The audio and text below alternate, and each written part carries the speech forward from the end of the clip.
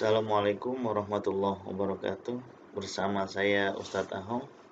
Apa kabar para warganet? Belakangan viral ceramah Bapak Suginur mengenai hewan yang katanya bisa jadi ulama. Nah, ia merujuk pada surah Fatir ayat 28.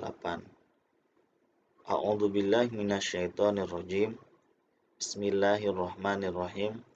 Wa minan nasi wad dawabi wal an'ami mukhtalifun alwanuh kadzalika innama yakhsyallaha min ibadihil ulama.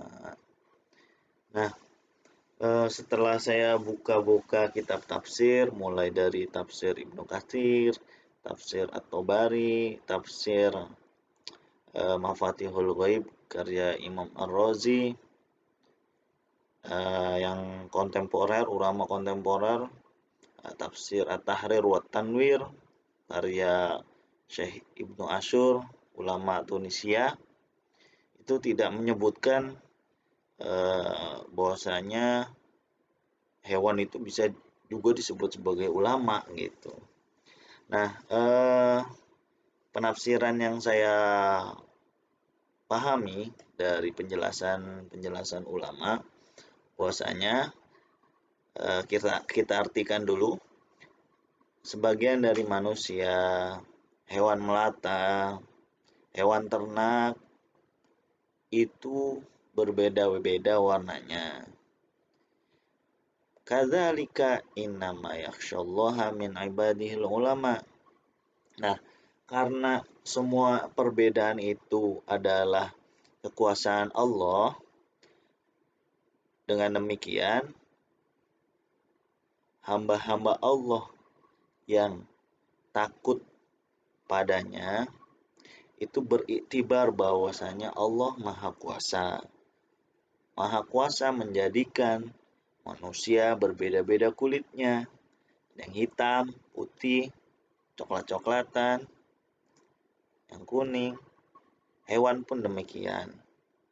Jadi penafsiran atau penafsiran hewan itu bisa jadi ulama sangat keliru. Apalagi misalnya bila kita kaitkan dengan hadis Nabi, al ulama warasatul anbiya. Ulama itu adalah pewaris Nabi.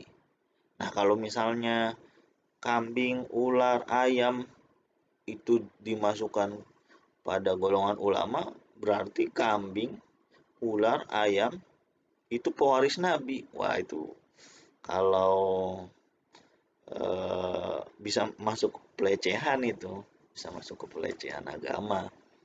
Nah, tapi ada pernyataan menarik juga dari Syekh Ibnu Athaillah dalam kitab Lataiful Minan. Mengapa hadis Nabi itu menyebutkan al ulama warasatul anbiya, ulama pewaris Nabi, bukan ulama itu pewaris Rasul. Nah, kata Syekh Ibnu Athaillah, yang namanya Rasul itu membawa syariat baru, ajaran baru. Tapi yang namanya Nabi itu tidak membawa syariat atau ajaran baru. Dengan demikian, ya misalnya kayak Nabi Muhammad itu kan selain Nabi, beliau juga Rasul. Jadi beliau beliau membawa syariat baru, Nah, kenapa ulama disebut sebagai warasatul anbiya bukan warasatul rusul?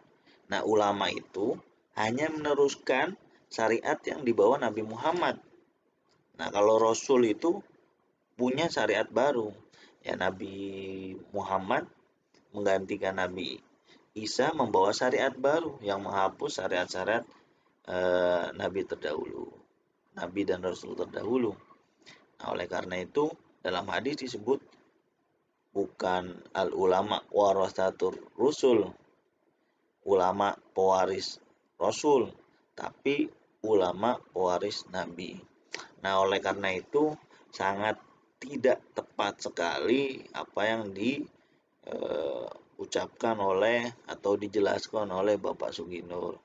Nah, itu tampaknya cocokologi, dia menerjemahkan, mengait-ngaitkan ayat padahal kalau dikaitkan itu fatal. Masa iya hewan jadi ulama? Ulama itu kan yang berakal, hewan tidak berakal. Bagaimana bisa disebut sebagai ulama? Nah, sekian dari saya Ustadz Ahong, semoga bermanfaat.